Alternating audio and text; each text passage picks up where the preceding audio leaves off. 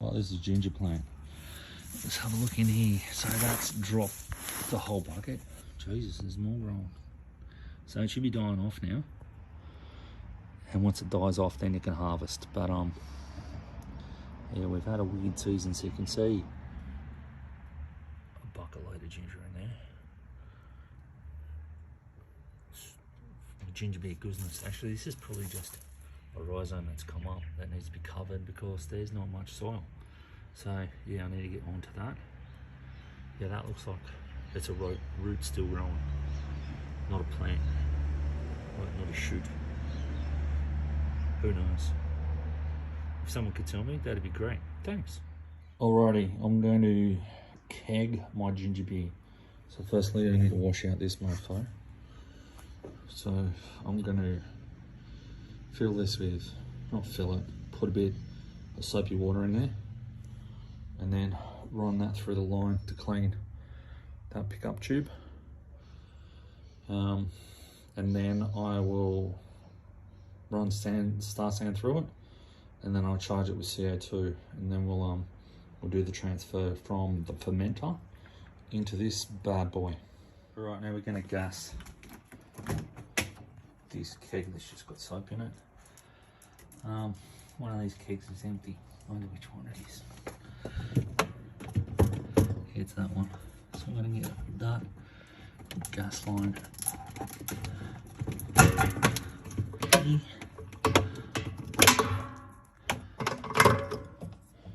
And put it on on this one. There's another one, which doesn't do much.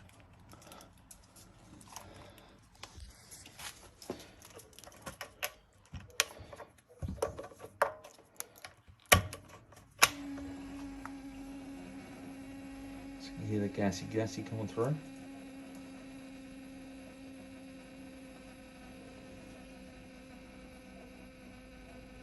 That's at about 10 pounds, so I think that'll do it. That'll do it.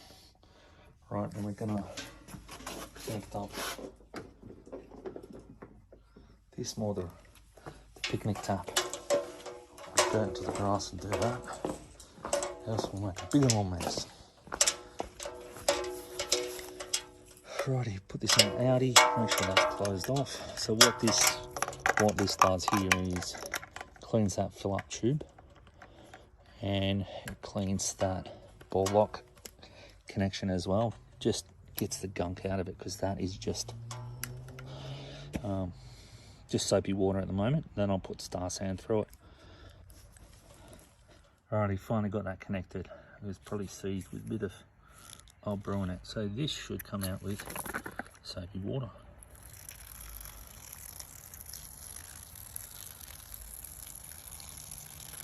As you can see, it's pretty clean, so I'm just going to empty that out, and I'll put some CO2 through it. So the benefit, well, the reason I put the CO2 in it is to get all the oxygen out, so the brew doesn't oxidize. Alright, there's my sanitizer, an orange juice bottle. Make sure you label that if you do that. Here's my lid, all rinsed. Here is my keg, all rinsed out with soap. So I'll put some star sand in that, and then I'll shoot it out under pressure. So I just want enough to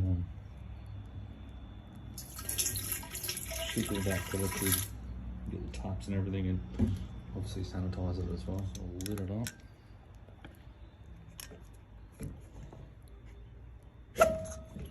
That is Shabby House. It's the one that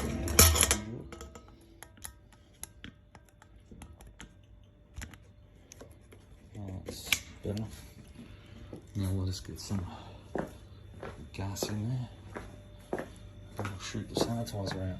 This is all nice and boring. This is sanitizer in there under pressure. It's only about, what, I don't know, 15 pounds. And I'm just gonna clear that into there. There's a bit of soap, a bit of sanitizer.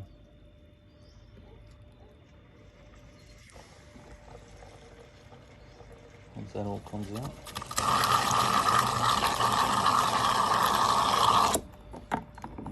tip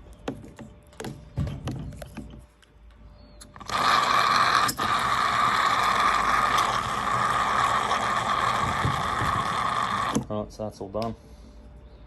Sanitised, including this line and tap.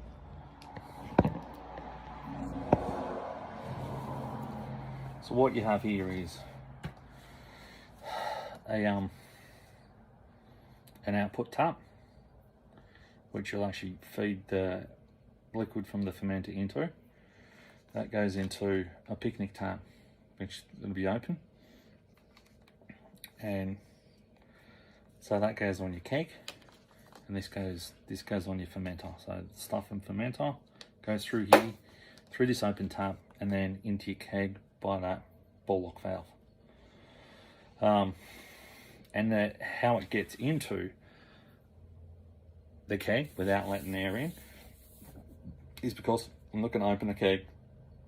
I'm going to get the gas to feed into the fermenter and push the liquid out of the fermenter. So we'll see that hose now. So all this is goes in the airlock at the top. So I'll take the airlock out, put that in. So it pumps CO2 from the keg into the fermenter.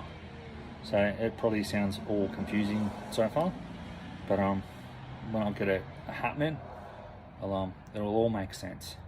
So what I'm going to do is put the gas.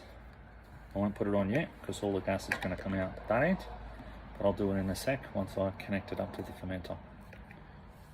What I'm going to do now is clear out my my line, and this is the line that comes from that tap there and goes into the keg, all while leaving that lid on. So I'll show you how that's done now. So this is a natty thing. It's got gas in it, it's got sanitizer in there. I'll put something on the top there, i.e. a ball lock, and all the gear will come out. So all this sanitizer, not all of it, as much as I want, will go through the line. So it cleans the line, because I want to do that before I connect it up to the fermenter. So this is a chili ginger beer. It's been going for 7 days now. So it's ready. Probably would have been ready yesterday, but a day is not going to hurt in the scheme of things. And that's just in my fridge. Old fridge turned off with a temperature control on it. So it's sitting at 25 degrees with that temperature controller there for 6 days it was. So what I need to do now is connect this gas up. The gas that's in the keg there will go into the top of the fermenter. It'll push that liquid out that hose once I open it up and into the keg. So I can open this now, and a smidge will come out because this thing is locked down here. And if I open up this here, the gas that's in the keg will push out the top, which I don't want. Actually, let's just relieve a little bit of pressure. So you can hear it pushing back up in. So what I want to do is push that gas on there so it's coming out the top before I do any of this. Right, when I push that on, it's probably going to blow that top pipe up. So I'm going to stop feeling for a bit while I get it all happening. So it's working a treat. We've got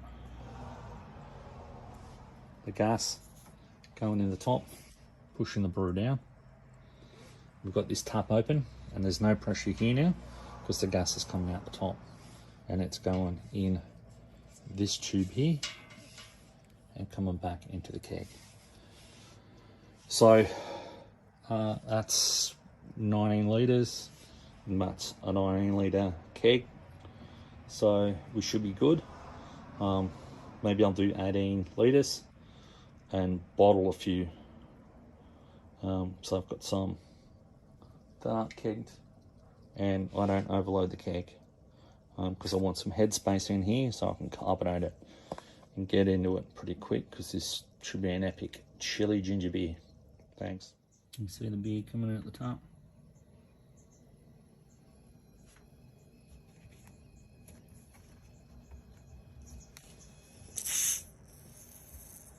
That's the CO2 at the top, so she's still under pressure, which is good. She's doing a little burl. trouble, toilet trouble. That's fine. Can't hear it gushing out. So as that liquid comes down, it'll suck CO2 into it and push the CO2 out of here. And because there's no oxygen anywhere, it's not getting oxidized, which is a good thing.